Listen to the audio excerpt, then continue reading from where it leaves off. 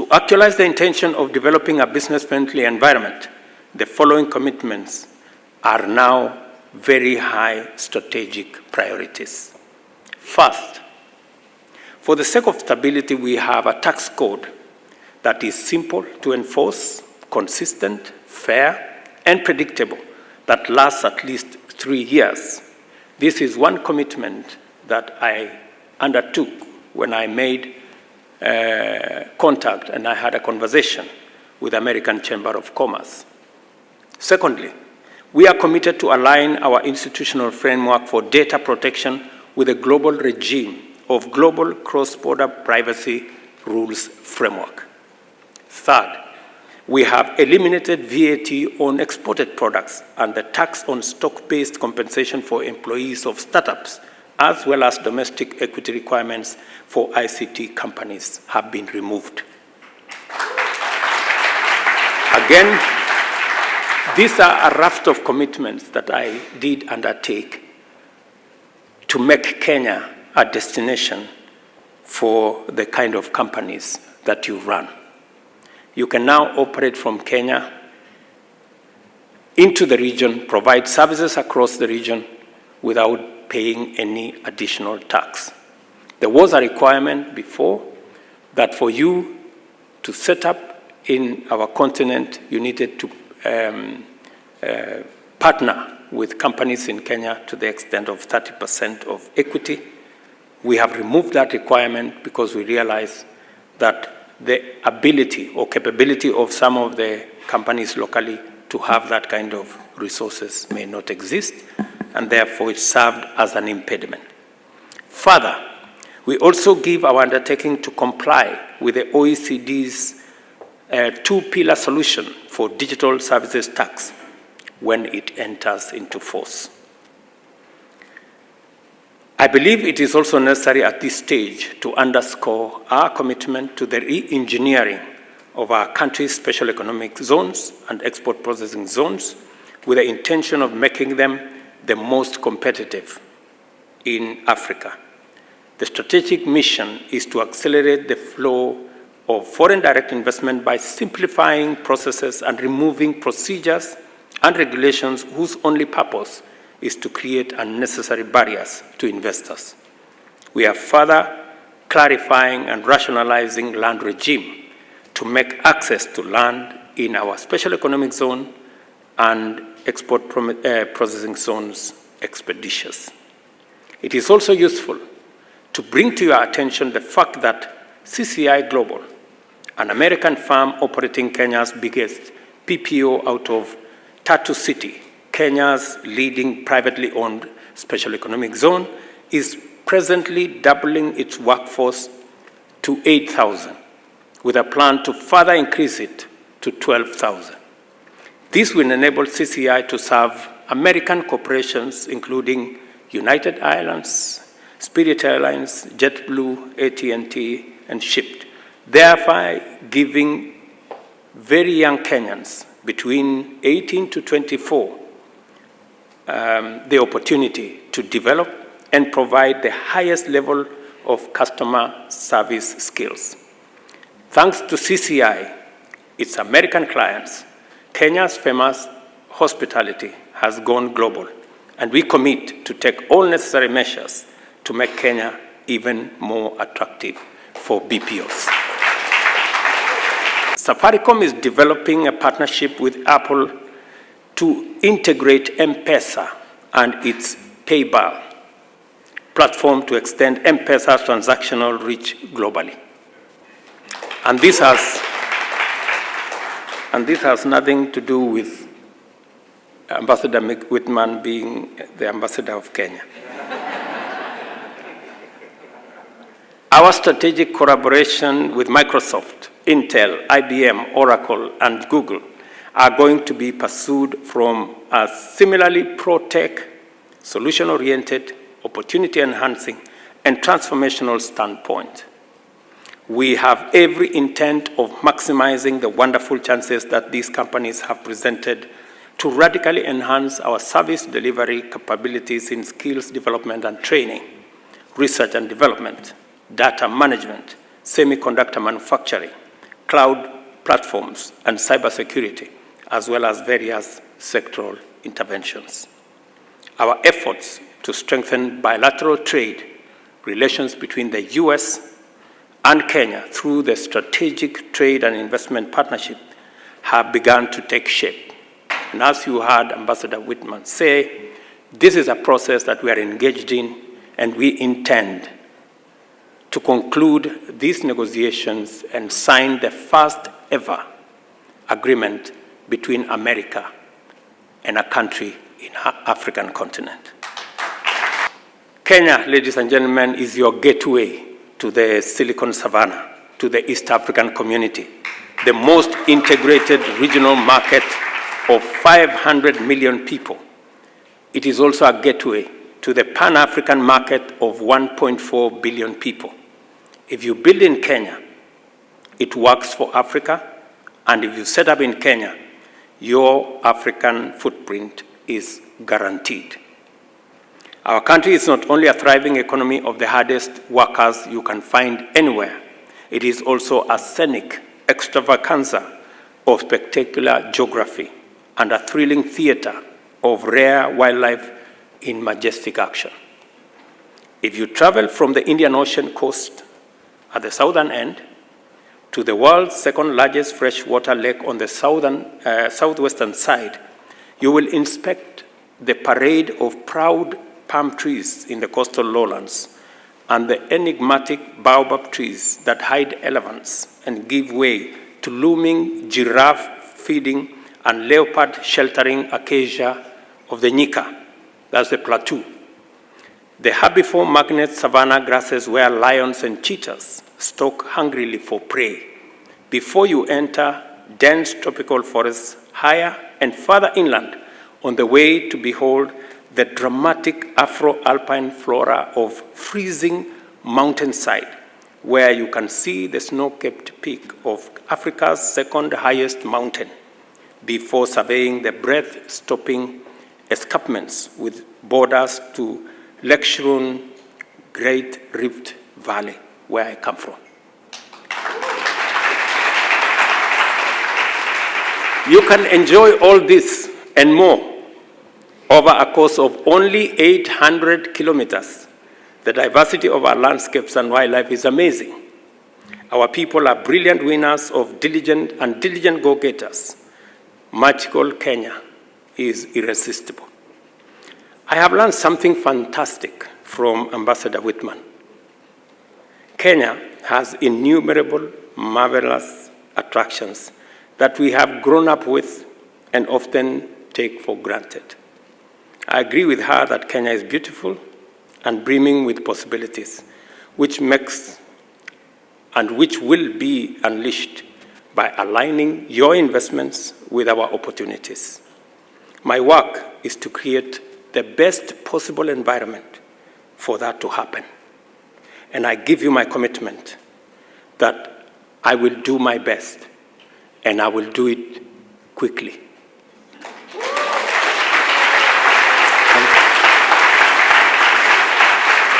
Kenya is the cradle of humankind, is the home of humankind. That is where we all came from. Those of you who are in America, those of you in Asia and the rest of the world, we all came from somewhere in Kenya. And therefore, don't be surprised when you feel at home in Kenya, because it truly is home. And therefore, I want to urge you, it is said, east and west, including north and south, home is best. Come invest at home. Thank you very much. At the Africa Climate Summit held in Nairobi a few days ago, the last remaining skeptics were finally convinced by incontestable facts that Africa is the next frontier of a new industrial revolution. At close to 1.5 billion people, nearly a fifth of the world's population is African, meaning that approximately 1 in every 5 people globally is African. What is more, Africa is extraordinarily a young continent with a median age of 19. Thanks to decades of painstaking investment in human capital development, our youth are educated, skilled, and highly motivated to make their contribution to economic and cultural transformation and ready to work globally as a global workforce. Africa remains famous for its abundant endowments of natural resources of a wonderful variety, ranging from mineral resources, including critical minerals required for transition into clean and green industrialization, to the world's largest available tracts of arable and cultivated agricultural land, as well as carbon sinks, together with green energy generation potential from solar, hydro, geothermal, and as you heard Meg say, wind power. In fact, the largest wind farm in Africa is Turkana wind farm that is in Kenya. Only capital and technology in the form of ready, affordable, and adequate investment stand between Africa's potential and its destiny. Underdevelopment and industrialization, and between poverty and prosperity, a youth time bomb and a democratic dividend. This is the context from which I speak to you at America's, if not the world's, technology capital here in San Francisco.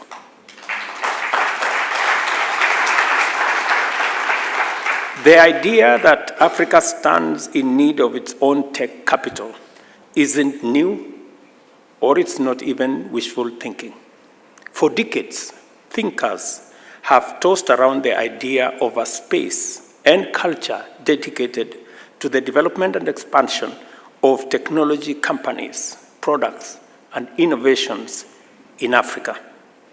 This is not only consistent with the philosophy of the Africa we want and the Pan-African ethos of African solutions for African problems, it also envisions an Africa capable of harnessing technology to thrive by providing localized solutions in a dynamic, strategic, and operational environment, exploiting its unique endowments and capacities, and powering regional and continental integration and transformation to unlock our shared prosperity, not just in Africa, but globally as well.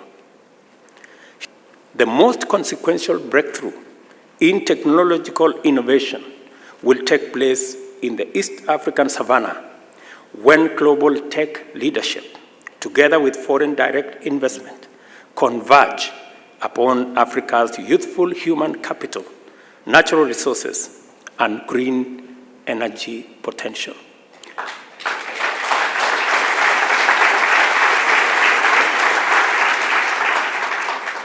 I am very clear in my mind that this is the moment we are having a conversation about. I am not alone in this conviction. The first movers are already on site, and they pitched tent long time ago in Kenya, a country famous for its vibrant entrepreneurship culture and pioneering innovation ecosystem, which is now home to the regional headquarters of Google, IBM, and Oracle, among others. I want to assure you, ladies and gentlemen, on what Ambassador Whitman has presented. Kenya is all that he has said and much more. You will hear Sitoyo Lopokoit, who is right here with us, give you his presentation of M-Pesa, the mobile money innovation that has transformed payments, challenged traditional banking services, and innovatively solved transactional security issues. M-Pesa is also Kenya's confident announcement to the world that we are ready, able, and willing to play in the big tech league. I am aware that it's not enough to have opportunities, however numerous and attractive. Incentives, and I repeat, incentives matter. And investment capital responds directly to the institutional dimensions of the operating environment. I have come to the Silicon Valley to underscore the Kenya government's strategic intent to support, through infrastructure and other investment, the enhancement of Kenya's position as the epicenter of Africa's innovation and technological transformation. Due to the various factors, many countries in our part of the world still struggle with low rates of internet penetration, digital literacy, and electric power connectivity. Access to the internet, a requirement to practically a fundamental human rights status throughout the world, remains out of reach for most people on our continent, with less than 22% access in 2021 that was reported. Given Africa's unique situation with the international financial system, few countries enjoy the fiscal space required to commit significant resources to strategic investment aimed at systematically developing digital infrastructure, services, skills, and entrepreneurship. For your information, Kenya is among those few. We have provided the infrastructure and institutional framework to support high connectivity throughout the country. Our mobile penetration is the highest on the continent, close to universal. 4G and 5G coverage is 96%, with major urban centers across the country connected to 5G networks. The mobile phone remains the foremost instrument of digital transformation in Kenya, enabling people to perform a broad range of tasks and enjoy a spectrum of services at their convenience. It is the engine that optimizes the restless energy of our youthful and entrepreneurial nation. And as a government, we are working on smartphones to make sure that citizens from the comfort of their homes and villages can access government services. There remains significant opportunity to do more in fostering digital access and inclusion. As a matter of fact, it is possible for us in Kenya to leapfrog over more traditional ICT simply by keeping down the cost of smartphones. The possibility motivated my announcement early in the year that the government would collaborate with the private sector to roll out the first 1 million locally assembled smartphones to sell at only $40. For technology to play its role. And just for your information, the factory is up and the first 20,000 units are out.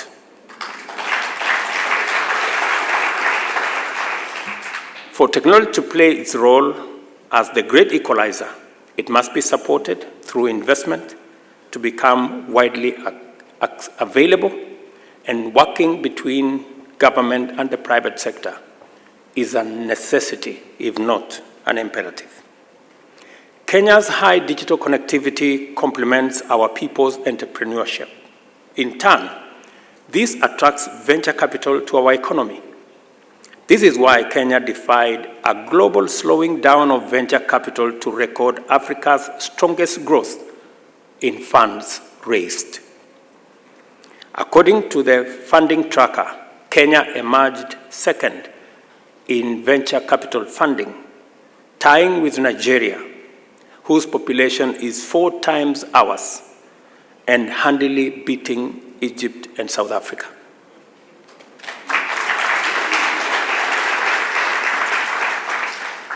The reason for Kenya's strong performance in attracting venture capital funding boils down to investor confidence, the knowledge that a startup that succeeds in Kenya is highly likely to scale the rest of Africa. As an example, M-Pesa, a homegrown, typical Kenyan solution, now operates in 7 countries, serving over 51 million customers. Venture capital flows to Kenya in large volumes is doing so because there is a conducive environment for innovators to test their products. Kenya's sizable youth population is ever hungry with new ideas, fresh innovations, and the fastest technology, and this makes our country a magnet for innovation, creativity, and entrepreneurship. We are unequivocally Africa's startup hub.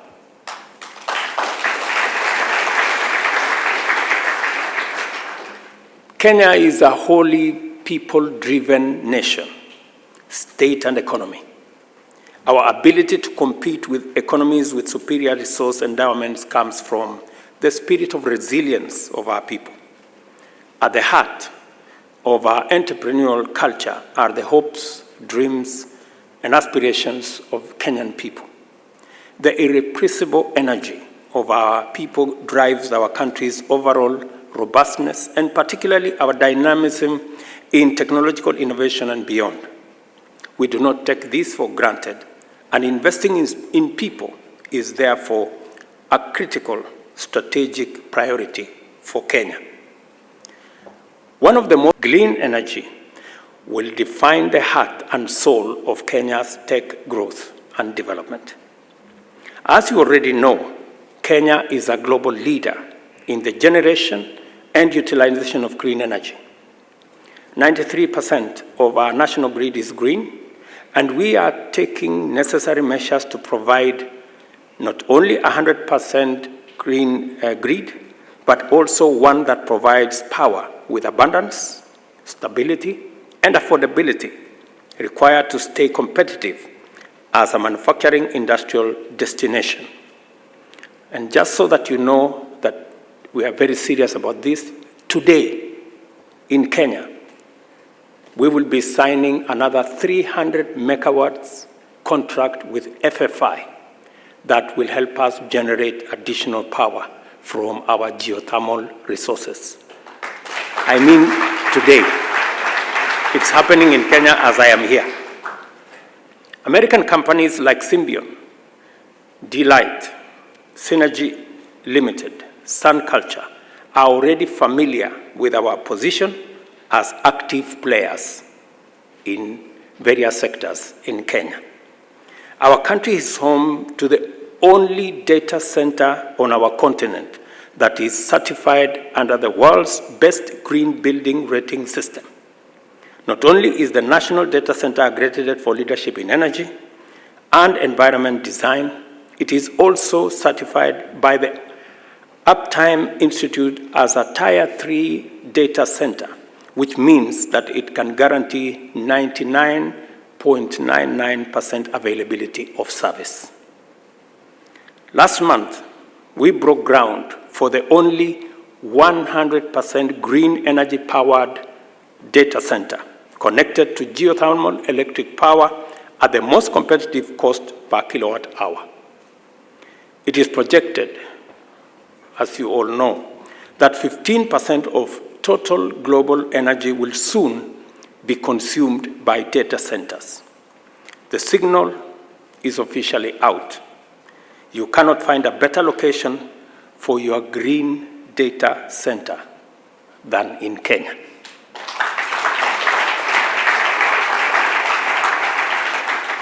Additionally, Kenya's rich package of geostrategic advantages ranging from diplomatic, peace and security, humanitarian, business and investment, to technology and innovation is complemented by its situation as the gateway of 6 undersea fiber optic cables, which form the foundation of the country and the region's reliable data connectivity.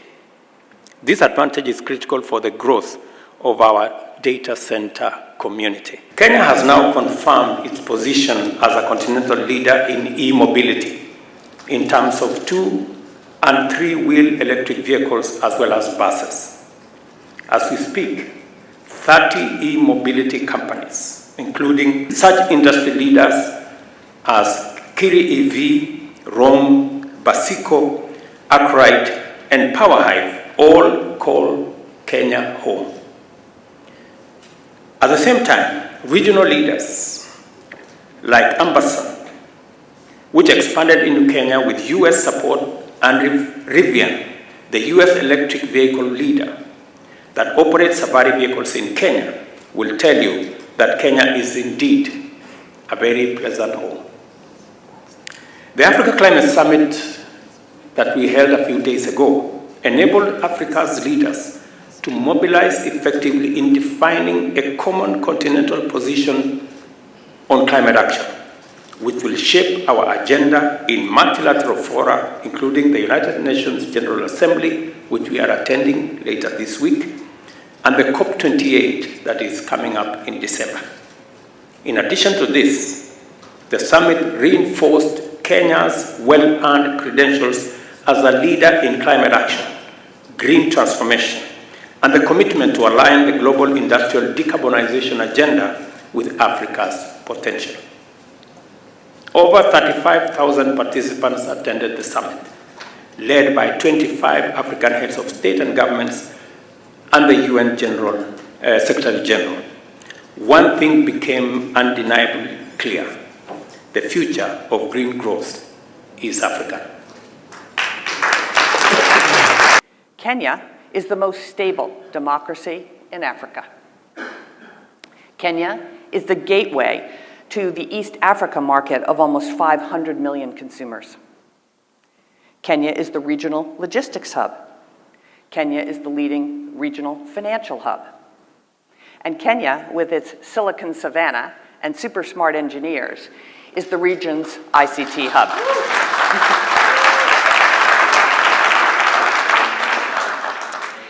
Kenya is a leading destination for foreign direct investment and venture capital. Kenya has a young, educated, entrepreneurial, and English-speaking workforce. And as I said, Kenya generates over 93% of its energy from renewable sources.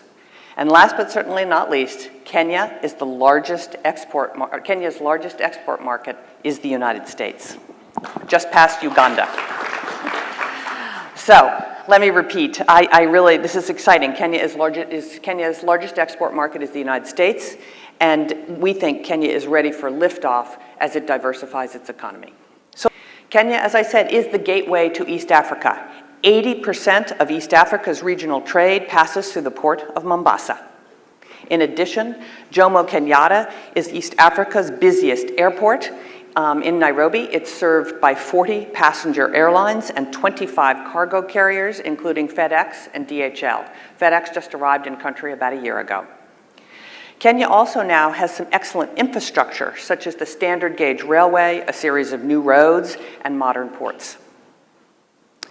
Kenya is already the regional financial hub for East Africa. Several international banks have had presence in Nairobi for decades.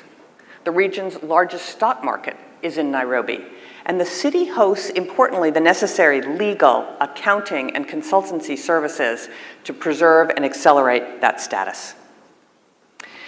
Now, one of the main reasons I brought the roadshow to the Bay Area is because Kenya's vibrant technology community, known as Silicon Savannah, is very exciting, and I know His Excellency is going to talk more about it.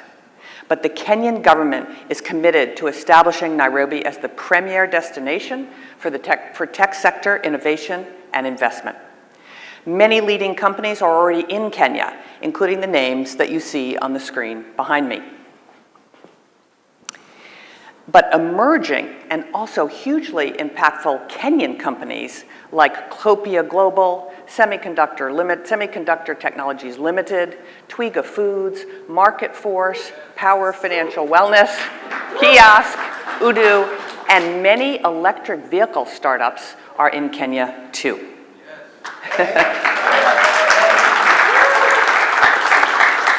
Now, I have met these companies, I've visited their operations, and what I see happening has many of the critical components that will make Silicon Savannah a reality.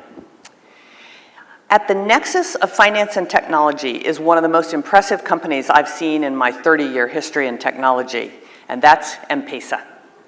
Kenya's innovators invented M-Pesa in 2007, and by 2010, M-Pesa had become the largest mobile money network in the world. M-Pesa has annual revenues of over $1 billion US. There's $360 billion US that flow through the platform, and it's an open API with 60,000 developers writing apps for M-Pesa. And what M-Pesa did, it solved one of the biggest problems in mobile money. Mobile, secure, ubiquitous, low-cost payments. M-Pesa has over 50 million customers in 7 countries, is involved in 70% of Kenyans' transactions, powers over 5 million businesses, and catch this, 59% of Kenya's annual GDP flows through M-Pesa. 70% of Tanzania's GDP flows through M-Pesa. And you're going to hear from the CEO of M-Pesa in just a few moments this morning. So, let me tell you something. I know a little bit about this business because you might remember when I was at eBay, we bought PayPal. And I can assure you that M-Pesa is extraordinary. M-Pesa alone, I think, demonstrates the brilliant business minds at work in Kenya that are devising African solutions to global problems. To a world beater in Safaricom speaks the same language. And it tells you of the possibilities of what is on offer for Kenya. You investing in a small startup in Kenya has the possibilities of creating a world-class multinational. And that speaks to my life as well. Ambassador, I particularly like to thank you as the chairman of an alliance on, it was Chinua Achebe who was for our business in the 200 plus countries and territory of introduction. Great, thank you. Brad. Hi, I'm Brad Smith, and Vice Chair Implications to African Innovation. Thank you very much again. To Kenya for almost half of that, and I hope we'll get into it. Microsoft's been a long-time investor in Kenya. What your vision is for scaling your operations? How is the Caribbeans helping to build an entrepreneurial ecosystem in Kenya? And what are some of the opportunities and challenges for investors exploring opportunities with African entrepreneurs? So I think, why don't we start with you? An invitation, and for real Savannah. In Africa, we generally will say, and what the book reminds us is that across Africa, the population of Kenya is equal to the population of California, Nevada, Oregon, and Washington put together, 55 million. But what I find really striking is the rapid evolution of the digital aspects of it. At Microsoft, we have 1,200 partners across Kenya, and some really stand out, and some of those that stand out are here today. One, certainly that you mentioned, is M-Pesa. And it's not just what M-Pesa is doing to just transform financial transactions, which is extraordinary, but we've partnered with the M-Pesa Foundation over the last few years and brought not just digital skilling, but financial skilling to 600,000 small and medium enterprises across the country. The education system, the president mentioned it, is just rippling across Kenya. We've trained 12,000 teachers and reached 1 million students with digital curriculum. And so you're really seeing the foundation for what I think is the long-term momentum that will continue to make Kenya a center, not just in and of itself, but for all of East Africa and all of Africa. And then the last thing I would highlight that I just think is so important is the rule of law. A low standard for taxes with low taxes, that helps. But a high bar for the rule of law, that's an imperative. And Kenya has a modern, innovative constitution. It was written in 2010. It's the only constitution in the world that actually addresses climate, calls for 10% of the country to have tree cover. The presidential election last year was actually of enormous importance, not just to Kenya, but I think to Africa and the world, both because of the election of President Ruto, but because of the example it set for the stable and peaceful transition of power. And I would just then say, one of the great things about Kenya is that it has a really strong, healthy, large legal profession, government processes and ministries that work, and that will, I think, help propel the country to do many great things. It's made it much easier for a company like Microsoft to do business, to invest, to grow, and have confidence in the decisions that are made. And I think that, too, is just something that makes it very attractive for any company in the tech sector. Visa cares an enormous amount about Africa and Kenya. One, because we see huge opportunity to drive our business growth, but two, also a huge opportunity to grow our corporate mission. And our corporate mission is to uplift everyone everywhere. And there's a great opportunity for both of those things throughout Africa and specifically in Kenya. And so if you look at some of the data that we focus on, we want to digitize cash as much as possible. And we estimate in Africa there's still about $1 trillion of cash to go and get. We want to bring more small businesses into the digital economy. We estimate that in sub-Saharan Africa there's about 40 million small businesses still to pull into the ecosystem. We want to drive innovation and technology, and the pool of resources and engineers in the Silicon Savannah is just phenomenal. So we're investing.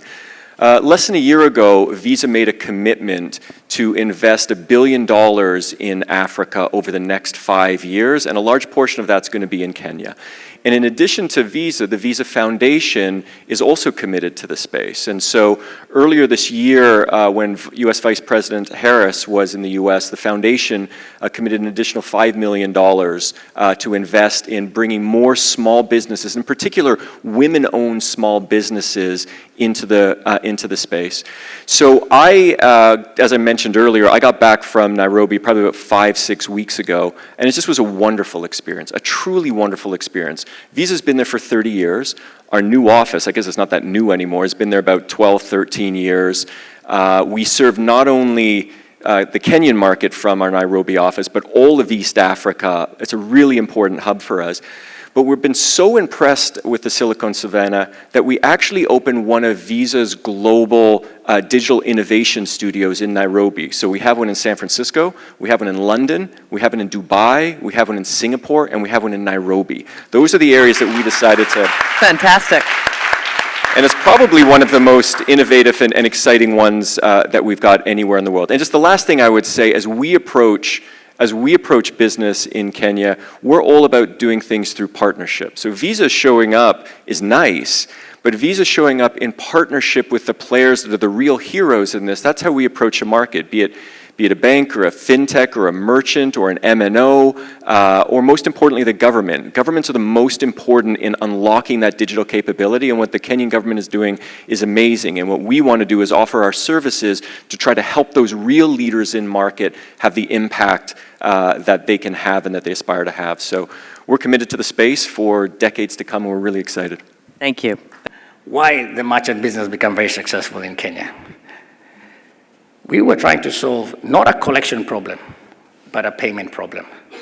So when you tap your phone, when you tap your card onto a terminal by a bank in a restaurant, the money goes from your bank to the acquiring bank, not to the merchant. The merchant will get the money T+1, T+2, so 1 day, 2 days, or sometimes 3 days later. So the merchant is not able to use the products and services. So while M-Pesa merchant payments exceed $8 billion on a monthly basis, it's not about the payment, collection. What we've digitized is the ability for me to be here and see my businesses in Kenya, and I'm able to make payments, I'm able to make salaries, I'm able to pay my taxes, all on the comfort of my home. So what we've done, we've digitized payments for small businesses, and that's why 30% of all our merchant acquisition are voluntary. We do not need a merchant team. It's because we solved the problem that small business faces is how do they make payments. They have to close their shop to go and make payments in the bank. Now, you make payments from the comfort of your phone. And we've seen this come even better with the business super app. So we've enabled a business app, which today has over 300,000 merchants using it, with an 83% engagement level on a daily basis. This is a business app with 83% engagement. That's the same engagement as almost WhatsApp. It has more engagement than a consumer because we've touched what problem are we trying to solve for businesses. And one of the most amazing things about, especially about Silicon Savannah, is the developer ecosystem. We opened up M-Pesa and put our API platform available for developers. Today, it's over 70,000 developers building products and services for their own customers, leveraging our ecosystem. For us, is to make sure our system is scalable, secure, and reliable.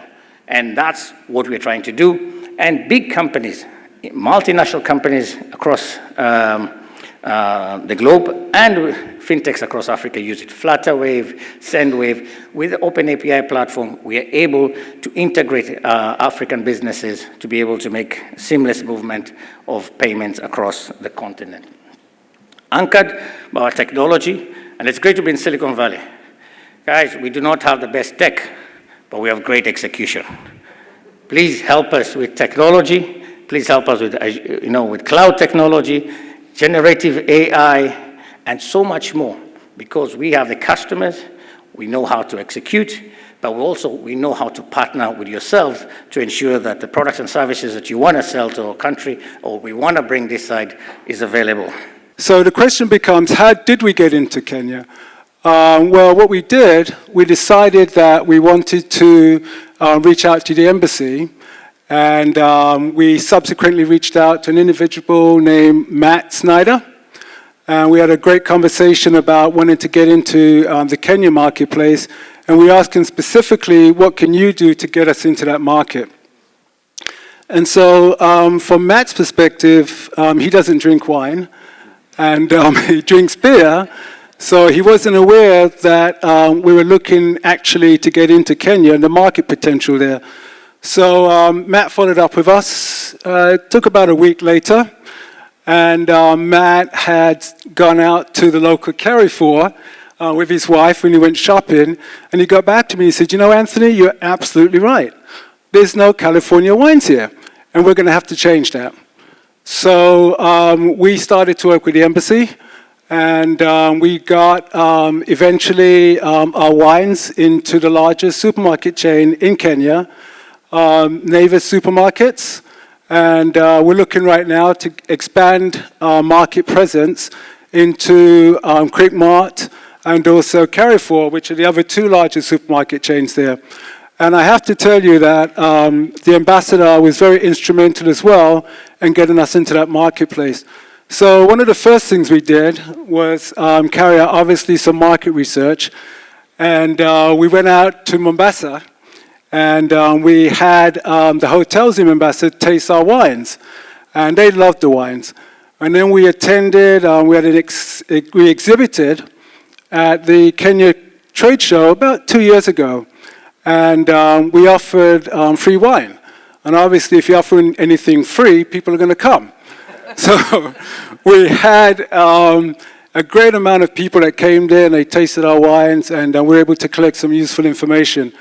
One of the things I have to share with you about California wines is, and I know the president in Kenya, President Ruto, doesn't drink alcohol, so you're probably not going to relate to this. But I would tell you that you should look at the expression on individuals' faces. The smile that they just have once they've tasted our wine. Clearly to us, we knew we were onto something. So around about October, the ambassador was kind enough to open up a private residence, which is a little bit more than a residence, I have to admit. And we had our wine tasting there, and we invited most of the individuals that needed to be there to purchase our wine. And as I mentioned, subsequent to that, we're now in the largest supermarket chain there, and we're looking to expand. The price points that we play in are really in the middle tier price point and luxury price point. It's very difficult for us to get into the lower price point, which is where the majority of the market share is. So one of the things we're looking to do is to have some foreign direct investment, and that's where the investment side comes into play, where we're looking to set up a facility in Kenya so that we can buy bulk California wines and then have it bottled in Kenya and shipped out to the rest of Africa.